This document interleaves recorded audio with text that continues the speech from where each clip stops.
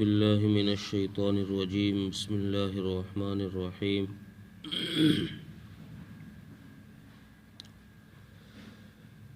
ولو أنا كتبنا عليهم أن اقتلوا أنفسكم أو اخرجوا من دياركم ما فعلوه إلا قليل منهم ولو أنهم فعلوا ما يوعظون به لكان خيرا لهم وأشد تثبيتا وإذا لآتيناهم من لدنا أجرا عظيما ولهديناهم صراطا مستقيما۔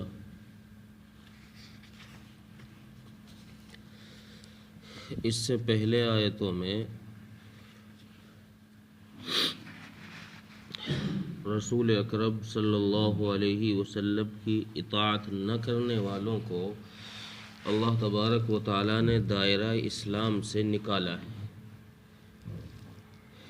اور یہ فرمایا کہ اگر تم مومن بننا چاہتے ہو تو دائرہ اسلام میں آنا چاہتے ہو تو رسول اکرم صلی اللہ علیہ وسلم کی اطاعت کرو، اس کا ہر حکم مانو، یہ نہیں جو مرضی کے موافق ہو مانو، اور جو تمہیں لگے کہ نہیں بھائی یہ تو مرضی کے خلاف جا رہی ہے بات، اس کو چھوڑ دو۔ نہیں، ہر حکم کی اطاعت کرو، خواہ تمہیں اچھا لگ رہا ہو یا تمہیں اچھا نہ لگ رہا ہو۔ یہ اس سے پہلے کی جو کئی آیتیں تقریباً یہ سارا رکوع ہی جس واقعے کے متعلق نازل ہوا ہے وہ بشر نامی ایک مسلمان، نام نہاد مسلمان جس کو منافق کہتے ہیں، اس کی وجہ سے یہ آیتیں نازل ہوئی۔ وہ چونکہ اپنے آپ کو مسلمان ظاہر کرتا رہا اور اندرونی اس کے اندر ایمان نہیں تھا۔ جب رسول اکرم صلی اللہ علیہ وسلم نے فیصلہ کیا اس یہودی کے حق میں تو منافق کو یہ بات اچھی نہیں لگی تھی۔ وہ فیصلہ کرانے حضرت عمر رضی اللہ عنہ کے پاس گئے۔ حضرت عمر رضی اللہ عنہ نے تلوار لا کے گردن ہی اڑا دی کہ میرے نبی کی بات نہیں مانتا تو اس کے لیے میرے پاس یہی فیصلہ ہے۔ اور اللہ تبارک و تعالیٰ نے جب حضرت عمر رضی اللہ عنہ پر ان لوگوں نے بدلہ لینے کا، قصاص لینے کا دعویٰ کیا تو اللہ تبارک و تعالیٰ نے حضرت عمر کی صفائی میں آیت کریمہ نازل فرمائی اور فرمایا کہ جو شخص رسول اکرم صلی اللہ علیہ وسلم کی اطاعت نہ کرے وہ شخص مسلمان ہی نہیں ہے، لہذا جب مسلمان ہی نہیں ہے تو حضرت عمر نے مسلمان کو نہیں مارا ہے، کافر کو مارا ہے، اس لیے قصاص نہیں دیا جائے گا۔ تو جب حضرت عمر نے اس کافر کو قتل کر دیا تو اب مدینے میں یہودیوں نے ایک ہوا اڑا دی، بات یہ چلا دی کہ دیکھو ایک طرف تو یہ مسلمان کہتے ہیں کہ یہ ہمارے نبی ہیں، ہم ان کے امتی ہیں، ہم ان کی اطاعت کرتے ہیں، اور دیکھو انہی مسلمانوں میں سے ایک فریق وہ ہے جو ان کے حکم کو ہی نہیں مانتا ہے، چونکہ وہ بشر منافق وہ دوسرے کے یہاں فیصلہ کرانے چلا گیا، بڑی مشکل سے تو وہ رسول اللہ کے پاس آنے کے لیے راضی ہوا، ورنہ وہ تو یہ چاہ رہا تھا کہ میں کسی یہودی عالم سے ہی فیصلہ کروا لوں۔ تو یہودیوں نے مدینہ منورہ میں یہ ہوا پھیلا دی کہ یہ مسلمان تو کیسے دوگلے ہیں کہ اسی رسول کی تو کہتے ہیں کہ ہمارا رسول ہے، اور جب وہ رسول کسی چیز کا حکم دے دیتا ہے تو اس کو مانتے بھی نہیں ہیں، اس کی اطاعت بھی نہیں کرتے ہیں، کیسے عجیب لوگ ہیں۔ اور کہنے لگے کہ ہماری سنو، ہم تھے اطاعت کرنے والے، یہودی کہہ رہے ہیں مسلمانوں سے، ہم تھے اطاعت کرنے والے، جب ہم سے کوئی غلطی ہوئی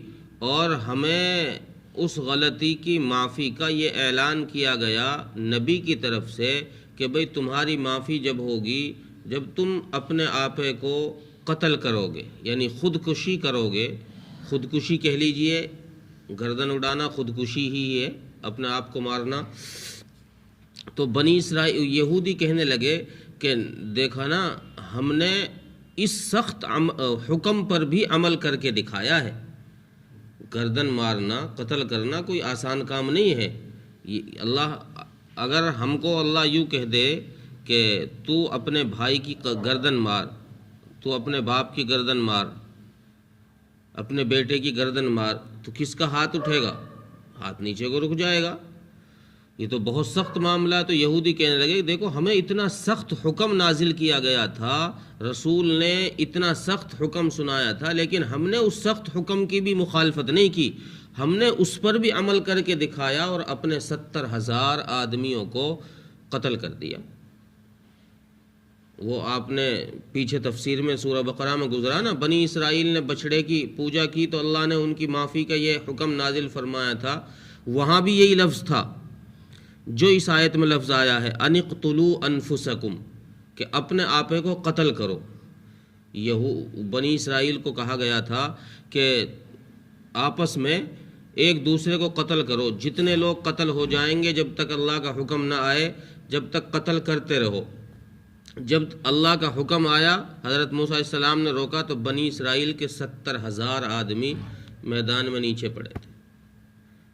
معمولی بات نہیں ہے قتل کر دینا کسی گناہ کے ہی جرم میں، کہ توبہ ہی جب ہوگی.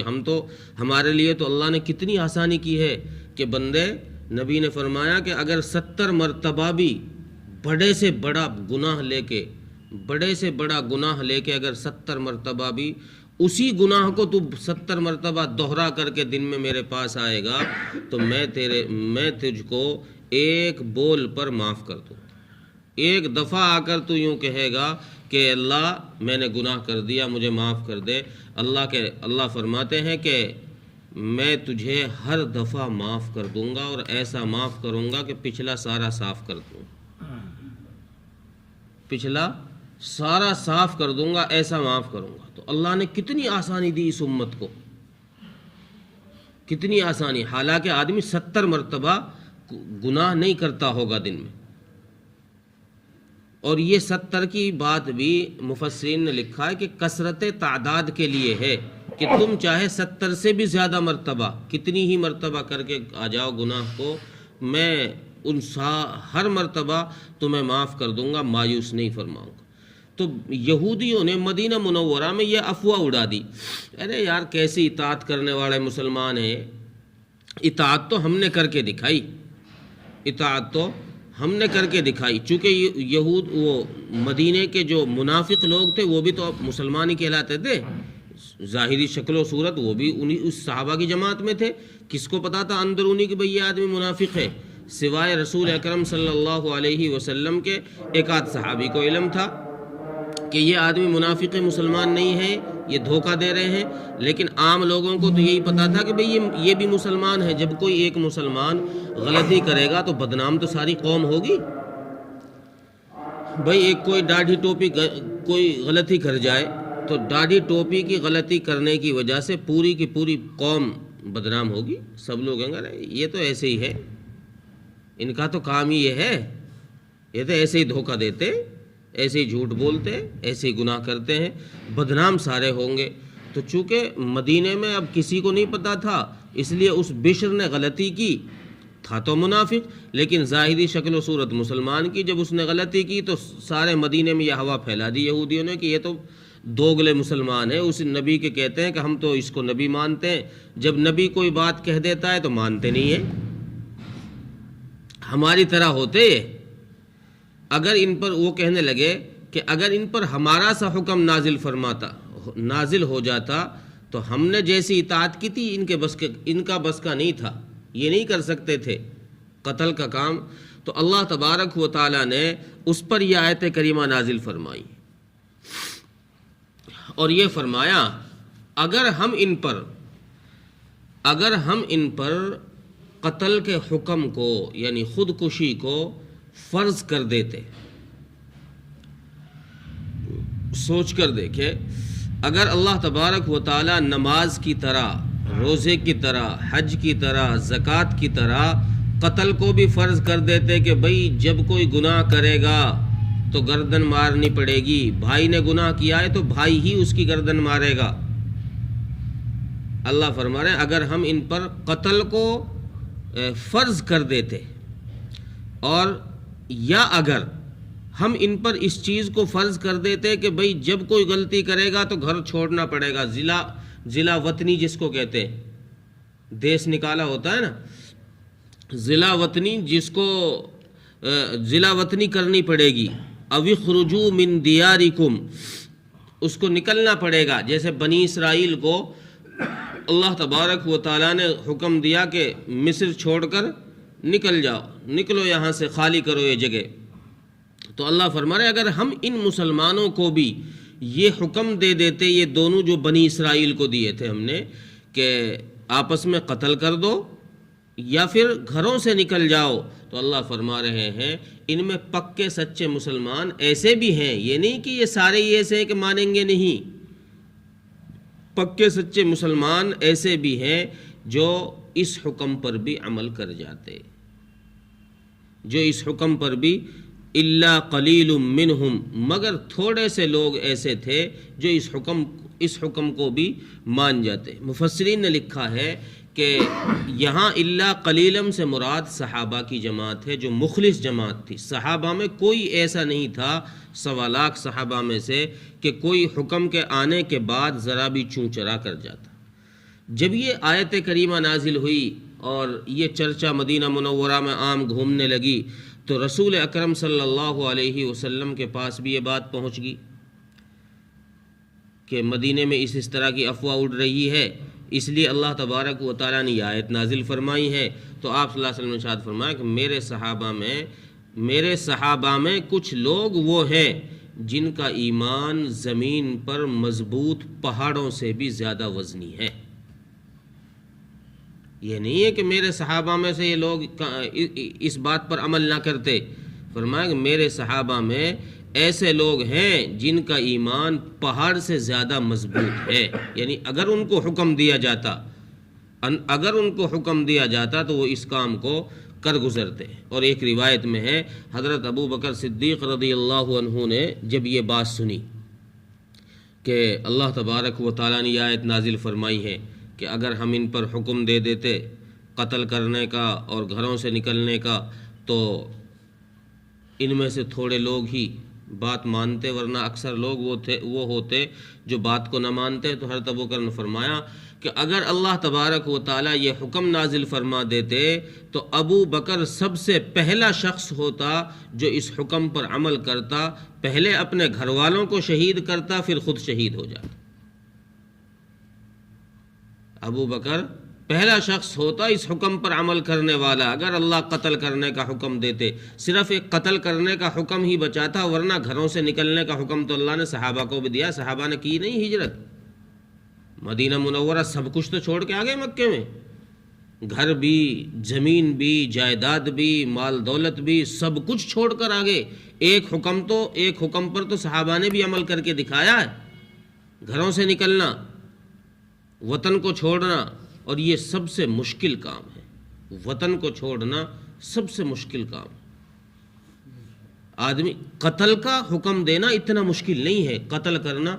تو آدمی ایک دفعہ جی مضبوط کر لے اور تلوار مار دے، چلو ہو گیا کام کا تمام، لیکن اگر وطن کو چھوڑ کر آ گیا تو ساری زندگی یہ سوچ کر روتا رہے گا، ساری زندگی سوچ کر روتا رہے گا، تڑپتا رہے گا کہ یار وہاں میرے فلاں ایسے تھے، گھر ایسا تھا، زمین ایسی تھی، سوچ کے ساری زندگی روتا رہے گا۔ تو اس لیے فرمایا اللہ تبارک و تعالیٰ نے کہ اگر ہم ان کو یہ 2 حکم دے دیتے تو ان میں سے اکثر لوگ وہ ہوتے جو انکار کر دیتے، یعنی نہ مانتے، کچھ وہ ہوتے کہ جو اس پر عمل کرتے۔ اور آگے فرمایا کہ اور ان کے لیے آگے فرما رہے اللہ، اور ان کے لیے بہتر یہی ہے کہ جو حکم ان کو مل رہا ہے یہ اسی پر عمل کرتے رہیں،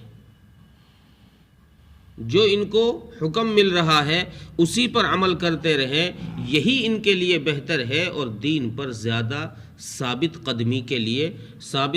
کا ذریعہ ہے۔ اور فرما رہے ہیں کہ اگر یہ ان باتوں پر جو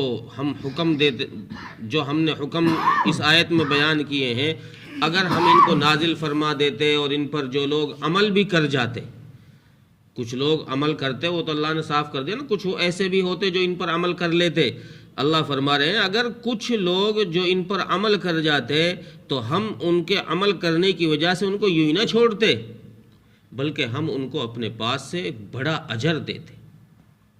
اور صراط مستقیم کی ان کو ہدایت بھی کر دیتے، ان کو یہ بتا دیتے تھے کہ بھئی یہ راستہ صحیح ہے، نکل جاؤ اس پہ سے، جنت میں پہنچ جاؤ. تو اطاعت رسول پر اللہ تبارک و تعالیٰ نے اس آیت میں بھی یہی بات فرمائی ہے کہ اطاعت رسول، چونکہ اللہ کا حکم رسول کی زبانی ہی سنایا جائے گا، امت کو ڈائریکٹ امت کو نہیں بتایا جائے گا، ڈائریکٹ آواز نہیں آئے گی. اسی کا نام اطاعت رسول ہے کہ جو حکم اللہ کی طرف سے نبی بتا رہا ہے تم اس پر عمل کر جاؤ، اور جو اس پر عمل کرے گا وہ گویا اللہ کی ہی اطاعت کر رہا ہے، کیونکہ رسول اللہ کا ہی حکم بیان کر رہا ہے، تم رسول کی مان رہے ہو تو گویا اللہ کی ہی مان رہے ہو. ترجمہ دیکھیں، وَلَوْ أَنَّا كَتَبْنَا عَلَيْهِمْ أَنِ اقْتُلُوا أَنفُسَكُمْ، اور اگر ہم ان پر یہ حکم نازل کر دیتے کہ تم اپنے آپ کو قتل کرو، أَوْ اخْرُجُوا مِن دِيَارِكُمْ مَا فَعَلُوهُ إِلَّا قَلِيلٌ مِّنْهُمْ، یا یہ کہ تم اپنے گھروں سے نکل جاؤ، تو اس کو نہ کرتے، تو اس کام کو نہ کرتے لوگ مگر بہت تھوڑے سے. وَلَوْ أَنَّهُمْ فَعَلُوا مَا يُوعَظُونَ بِهِ لَكَانَ خَيْرًا لَهُمْ وَأَشَدَّ تَثْبِيتًا، اور اگر وہ اس پر عمل کرتے جس کی ان کو نصیحت کی گئی ہے تو ان کے لیے بہتر ہوتا اور دین پر ثابت قدمی کا ذریعہ ہوتا. وَإِذًا لَآتَيْنَاهُم مِّن لَّدُنَّا أَجْرًا عَظِيمًا، اور اس حال میں ہم ان کو اپنے پاس سے بڑا اجر بھی عطا فرماتے. وَلَهَدَيْنَاهُمْ صِرَاطًا مُسْتَقِيمًا، اور ہم ان کو سیدھے راستے کی ہدایت بھی کر دیتے. اللہ تعالیٰ ہمیں توفیق عطا فرمائے.